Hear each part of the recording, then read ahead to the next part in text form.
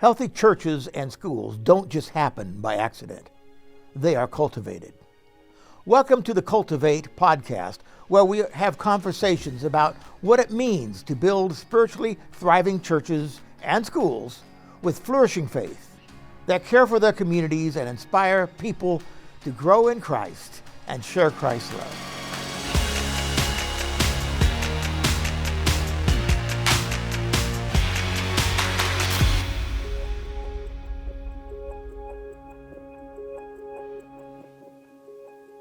I'm John Cress, the president of this Southern California Conference, and I'm thrilled to have you join us for our third episode of Cultivate, as we continue exciting conversations exploring the mission of the Southern California Conference to exalt Christ by cultivating healthy churches and schools.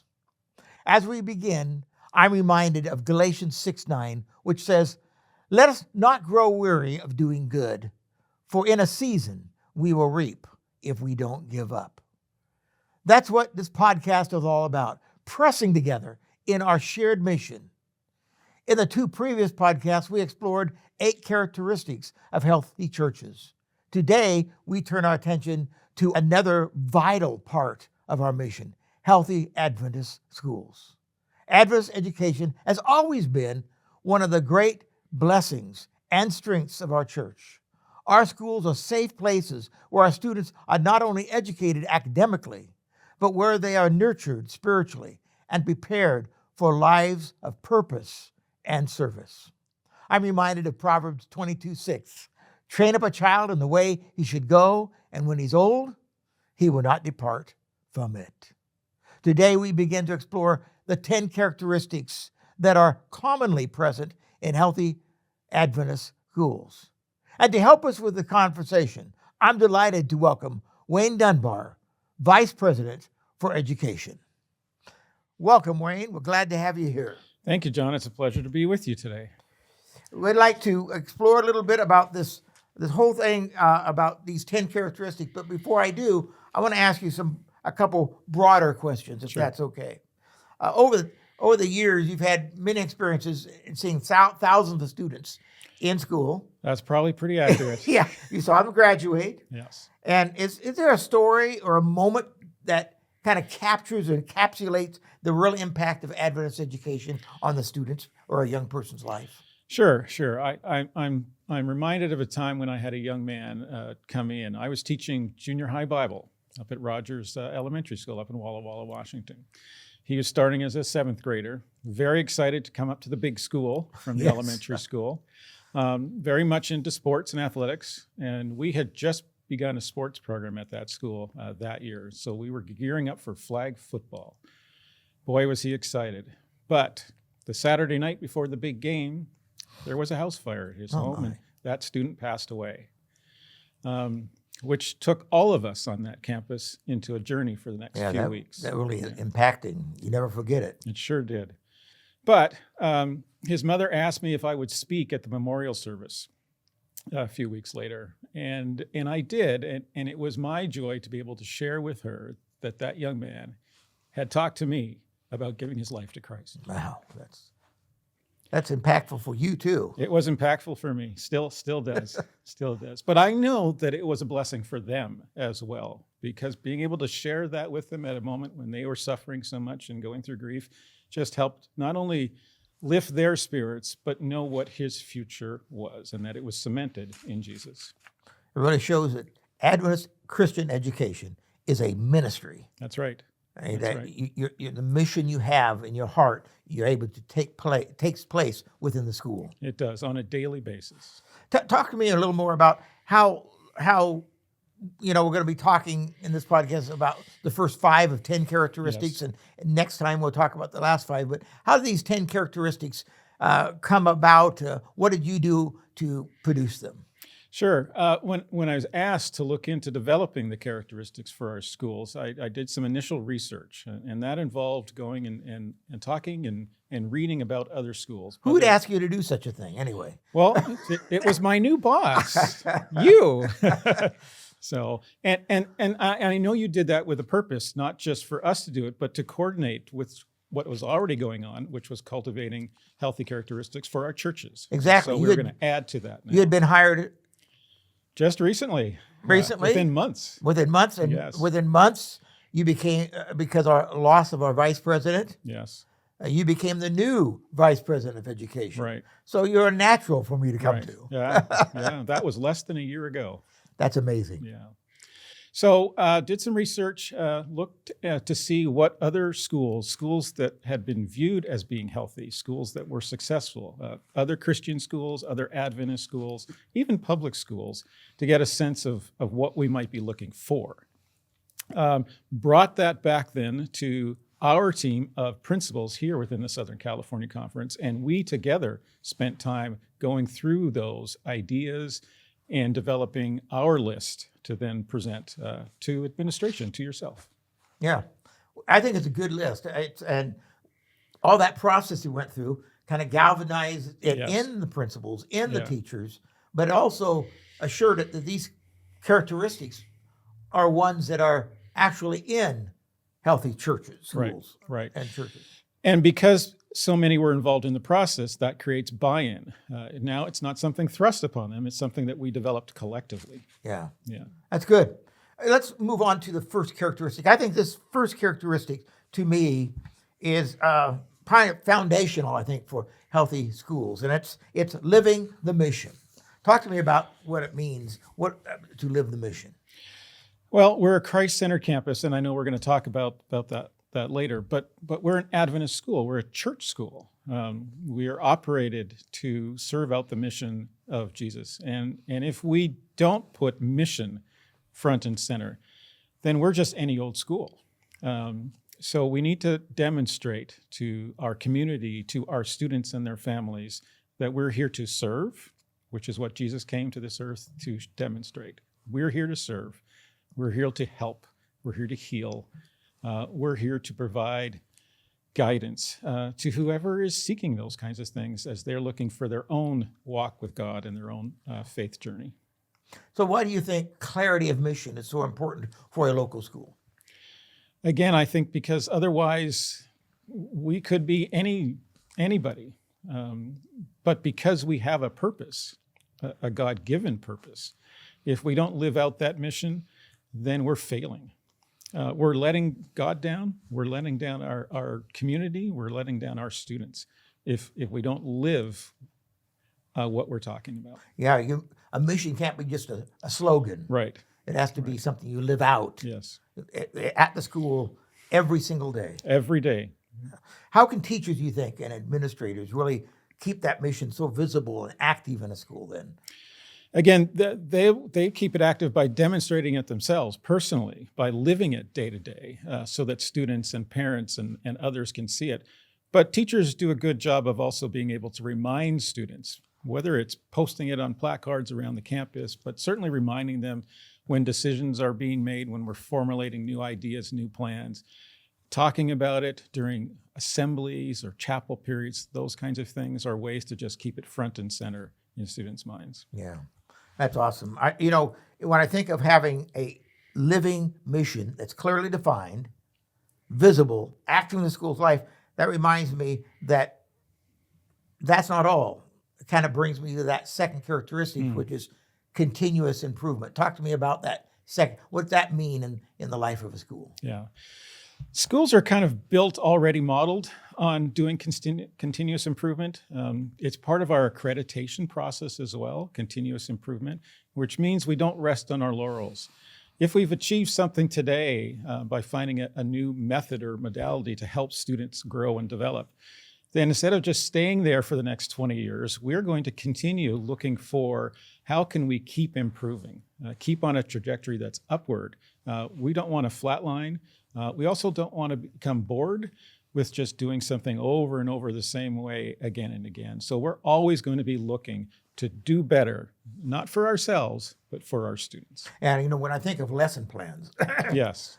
they have to fill out, and it would be easy to fall into a lesson plan once you've been a teacher for 2 or 3 years. Right. You just kind of fall into the same old Just repeat it year after year. year after year. Yeah. But you're saying that continuous improvement means that we want to be effective, That's right.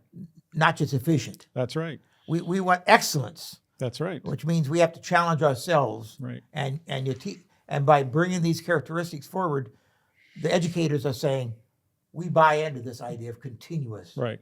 And we're on a growth trajectory as well as educators. We don't want to just, again, stay stuck in the mud, so to speak. So we're going to continue trying to learn ourselves and then pass that learning on to our students. What's the role of teachers and staff? What do they play in this culture of a continuous improvement? How do they not just do it, but display it, you might say? Yeah, and that's, it's the answer is in a way somewhat simple when you've had a student in your class who asks you, why do we have to learn this math anyways? How is this going to help me in the future? So part of the continuous improvement answer from a teacher's standpoint for a student is being able to explain to them and giving them real world, real life applications about how this is relevant for them, how this is going to help them in their future, how it's going to help them get to their next level, go on to high school or go on to college, so on. Teachers play a huge role in making things relevant for students and helping them see the value in it and where it's going to help them take the next step. This idea of continuous improvement is not just for the teachers and the administrators. It actually you want it to bubble over into the student's life. You want so they think about, how can I be a better basketball player? How can I be a better mathematician? That's right. How can I be better at right. these other areas of my life? That's part of the learning process while they're in school, is that they will become continuous learners as well. That's fantastic. That's quite a challenge to take to a teacher to do that. Healthy schools not only are focused on continuous improvement, though, they also are focused on the third characteristic, which, in a way, is part of the mission that we talked about at the beginning. Absolutely, and that's community engagement. Yes, yeah. Talk to me about how schools can be engaged. They're kind of a closed campus, but what does that mean to be engaged in the community? Right. Yeah. So taking the focus off of ourselves and engaging the community around us, again, exemplifying the example of Christ. Christ didn't only keep his good news to a few people within his tight circle of friends, but expanded that to others around them. So the school plays a role in the surrounding community, the non-Adventist community, if you'd like, as far as being partners with them. There are a lot of worthwhile opportunities, activities, engagements within a community that the school should be a part of. So the community sees us as not being isolationist, but here to not only minister to our own people, our own students, but to the greater community as a whole as well. So how does a school practice community engagement in meaningful ways? Well, I've seen examples where schools have certainly got involved in taking care of the homeless, feeding those that need food, collecting food, and then distributing, especially at times like Thanksgiving and Christmas time. I've seen one of the schools I was at, we had a coat drive where we collected coats from our own families and then made sure they were distributed within the greater, larger community. You can do that with shoes too, I You can do that with shoes as well. So there are a lot of those kinds. But also, on a civic level, a school has a role, I think, as being involved in what's going on in the town, in the community as well. And when issues come up, the school can have a voice in part of that. So again, we're seen as a participant in our community, not just somebody that's there. I know this, when the fires hit, yes, in Altadena and Palisades, and we had the day where we distributed things out from the office, we had all sorts of students from the schools gathered there to help us. It was an amazing outpouring of students. Yeah, and I remember it well. I was here distributing as well and packing boxes of food, especially in my station, helping pass that out, and people were so thankful. But again, that was a great community partnership and effort that took place. We were one of many that participated in that, and just helps the community to understand that we are here not to be isolationist again, but to serve and minister. It's the example that Jesus gave us to do. I'm sure that's good for the institution, but how does that impact the student? Again, walking the walk, not just talking about it. This is what it means to be a Seventh-day Adventist Christian, that we see things and we do something about it. And so as we do that, and as we pass that on to our students, that their participation is meaningful, that their service is valued, then they catch those experiences. I've seen that over and over firsthand, whether that's on mission trips to foreign countries or helping in something locally. We've seen students take that and run with it because it's meant something to them as well. Can you speak to how the communities have maybe felt or communicated how they feel about that contact? Do they appreciate it, or They sure do. Like, what are you doing here? Yeah, no, they sure do appreciate it. And now we're at a point where we've seen communities reach out to us to say, we've got something going on, or we could use your help with this opportunity here. So they've reached out to us because they know, one, we're a willing partner, and two, we're not going to ask anything of them to participate. We just are there if they need us to be a part of whatever might be going on, that we can be helpful to those around us. Yeah. And as a student, I won't have to be in the classroom on that during those times. Students love that because they get time outside of the classroom. That's right. That is right. But always. They have no idea what they're learning sometimes in those days. No. Sometimes that learning comes later. Certainly after an activity or an event or a situation comes across. The students, I'm reminded of students coming and saying, I never knew it would be like this. I've taken students on opportunities, and they said, I never knew that I would feel this way about giving the coat off my back to somebody because they needed it more than I did. Very good. Yeah. You can have a great culture. You can, have all these things. You can have a mission. But I was told one time by somebody, if there's no funding, yes. there's no mission, So, so someone said you got to have some way. They kind of work on it with each other too. But which brings me to that fourth characteristic, which is financial stewardship. Financial stewardship that schools have to practice some wise financial stewardship, and that's hard. Yes. Because I know our schools are dealing with, you might say, a margin that is not very large, if at all there. Yep. So talk to me about what that means for long-term stability. Sure. Yeah, financial stewardship and financial sustainability. And I think probably to some who might be watching this maybe should be number one. Yes. Or it is number one for some. But this is a part of the whole package, we feel. But it is correct that without the appropriate funding or the necessary funding, our schools are going to struggle.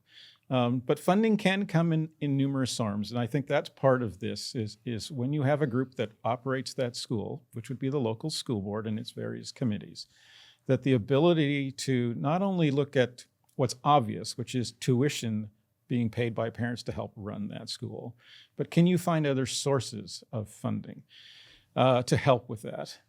And then to balance that is operating an appropriate budget that's going to keep you in the black, so to speak, so that you can operate. Sometimes that's going to involve tough decisions. Sometimes we have to forgo some things. Sometimes we won't be able to have as many staff as we would like to have.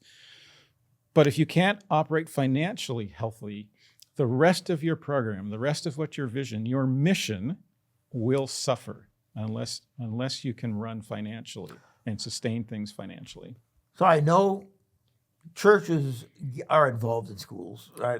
We used to have the old system wherever in a long time ago, wherever an Adventist church raised up, it almost always had a school. Yes. In fact, I was talking at Los Angeles Adventist Academy on Thursday. They had their alumni. Yes. And their speaker went back and talked about how the Watts Adventist Church started, and how a group of women, right after it started in the back of the Watts Church, started what became the Los Angeles Adventist Academy. And that's the way it used to be. So what do you think some things about churches and a constituency? What should they understand about supporting Adventist education? Well, church support is still a vital component of all of our schools and how they operate financially. That current situation is still in place where churches do support financially as much as they can. But churches have fallen on some difficult times in recent years as well. And so some of that funding has not so much waned, but it hasn't continued to increase Maybe the better answer is it sort of stayed flat. Yeah. Where costs related to schools has still gone on an upward trajectory. So we still value the support of churches. We need the support of churches. Financial is part of the support that they provide. But that is, again, something that we're in discussion with churches on. How can we work together and do this better so that not only do you remain healthy as a church, but you can continue to support the school so that it also remains healthy as well financially? We're having a lot of dialogue about that, aren't we? We do. In fact, if we hired somebody in your office, That's right. because of this, right? That's right. Yes, we hired a new associate of superintendents for school finance, particularly to help our schools as they struggle with issues related to finance, budgeting related questions and issues, just to help them maybe look more professionally at how they are doing financial and fiscal planning at their sites. Yeah, it's hard work. But I, as the president of the conference, I tell you that I really want to continue this dialogue that we're having with our churches and schools, because I think there's a symbiotic relationship there. I think, teachers, I think, probably have the students longer than anybody, even except the parents, maybe not the parents, but when they're home, a lot of that time when they're home is sleep time. It's sleep time. That's right. That's right. But in wake time, probably more than any other person. That's a big influence. Yeah, absolutely so. We spend a lot of time with students, and not just in the classroom. It's a lot of time outside of the classroom with students. You get to know your students very, very well and what's going on with them. Absolutely. Yeah. So it is a two-way street, and how important it is. I think pastors might play a part of this. Pastors will definitely play a role and have historically played a role in certainly being able to speak to their constituents about the value of church school, of Adventist education, helping parents see value in it as well. Certainly if they've experienced it firsthand, that's a huge bonus. But pastors will work collaboratively with the education side of things, as I said before, because we do need each other. I liked your term, symbiotic relationship. I think if we don't have schools, or if our schools are struggling, that's going to have a negative effect on churches and vice versa. So we do need to work together because we do need each other. In fact, we've been doing, what do we call that? One Mission. Right, and we have one coming up again this fall. A One Mission conference, which for our pastors and teachers, getting them together, because it's so important for that relationship. Yeah. We have one mission. Two ministries. Exactly. One mission, but two ministries. The ministry of pastors and the ministries of teaching. Yes. And I think that's a wonderful way to look at it. It encapsulates. That's what this conference hires. We hire pastors and we hire teachers, educators. And so it's important for them to work together. There's another group that plays an important role in in a healthy school. And you have down here our fifth one, mission-focused board. Yes. What's different between a mission-focused board and just a board? Well, I think for me personally, I think this is one of the more important characteristics of healthy schools, is the role that the school boards play in what the schools are able to accomplish. I think being able to define all of these various characteristics and say that we have a focus, we have a direction that we're headed, is hugely relevant and important for our boards, because it then sets the standard for them and how they do things, both in a financial standpoint, in a missional standpoint. It helps define purpose. Where are we headed? And when we make decisions, we can always turn back to this. Does this help advance the mission of our school as we have defined it now? So I think this is huge for school boards to help them. And it'll take away from maybe sometimes, my experience has been sometimes seeing boards that really don't have a focus of where they're headed. They're just trying to survive at the moment. And this is to help take us out of that mindset of just survival and back to what I mentioned before. We need to be on a trajectory of trying to thrive moving Yeah, forward. and I've seen this. I've been around the church, for a long time. You can tell by looking at me. I've been, this has been part of,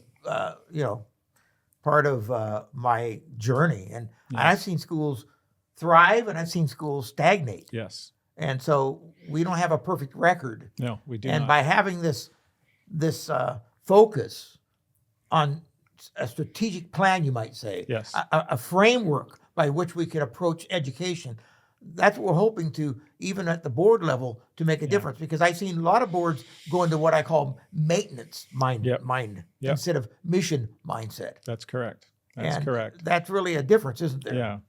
Yeah. Because they're just, in some cases, they're just trying to survive from day to day or from year to year. But part of, I think, the reason why that may be is because they haven't gotten to the point where they have found a vision for their school, set a target, and now everything that they're doing is geared towards achieving that target. Right now, I've got a fire that I need to put out, and then I've got to deal with tomorrow's fire, and it doesn't allow us to spend time visioning, looking ahead, and casting and aiming for the target that you've set for yourself. I guarantee this: there'll always be fires to put out. There will. But unless you do it, yes. there'll not be a mission to achieve. Yes. If this is not front and center, you'll never come back to it. That's right. And I think the point that we hope for this is that even though there might be an obstacle that you're come in the way, that this will always bring you back to center. In this process of trying to create a healthy schools, to move our schools forward in a systematic way and in a way with a framework that we all agree on. Right. How can a board best support the leaders and the teachers, the administrators in that school that they're the board? How can they help? Well, from the standpoint of being a teacher myself back in the day and being a principal, I would answer part of that this way, which is the first response to a principal or a teacher saying we need to do this or we need to move in that direction should not be no. The first answer would be, how does your request meet with our vision? How does your request meet with what we have set up for ourselves to achieve and where we're headed? That would be answer number one. How then could we make it work? Are there ways to fund it? Those kind of answers. It is too easy to often give the answer, we can't do it or we can't afford to do it. Well, if our vision says that we should be doing it, then no or we can't afford it will be the wrong answer every time. It can really be discouraging to be a teacher on the front line and have your hopes and dreams of accomplishing a mission be tamped down by a no. And we may get to that Not point on a dialogue, where, but at least there'd be a dialogue. Right. We might get to the point where the answer might be a no for this, at least for now. Right. But the opportunity to be able to put it in the visioning discussion is really relevant for teachers and principals. My guess is the teachers and the administrators, the principals, they probably know more of what's happening on that campus than anyone else. That'd be my guess. I'm sure that is the case. They know the nicks and the crannies. They do. They know the problems and the issues. Yes. And what other ways might you think that a board might make a difference in the life of teachers? A board that's mission focused. Well, again, I think the board will help as things are brought up, but the board will help in casting that vision. That vision might be led by a principal, but it should be supported and helped by a school board as well in saying we agree, and maybe there's some other things that could be added onto that as far as a vision. The board will also support that campus as far as its educators and its administration in what they're doing and how they're doing it. Again, that's a relationship that's developed over time. You build trust, but this framework helps cultivate that trust as well between leadership and leadership groups on a campus. So, this really excites me that we're going to be very specific. We're going to be very intentional. Very intentional. And it makes a difference, I think. It will. So, we've talked about 5 characteristics already about healthy schools. We have living the mission, continuous improvement, community engagement, financial, stewardship, and mission-focused board. Yes. And we have more to go. And more to go. Yeah, we have 5 more to go. Yes. At our next podcast. The characteristics, and these are characteristics that can really create schools with strong mission and sustaining mission, I think. Yeah. I think the important thing about this is that it's intentional and it's purposeful.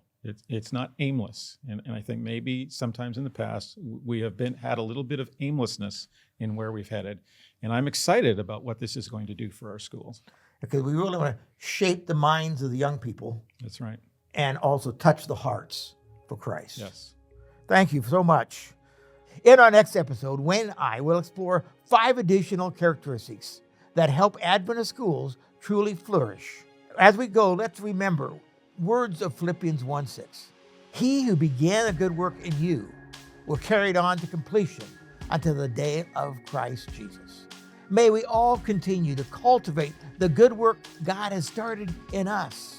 If you enjoyed today's episode, we invite you to share it with others in your church or your ministry. We would love to hear from you.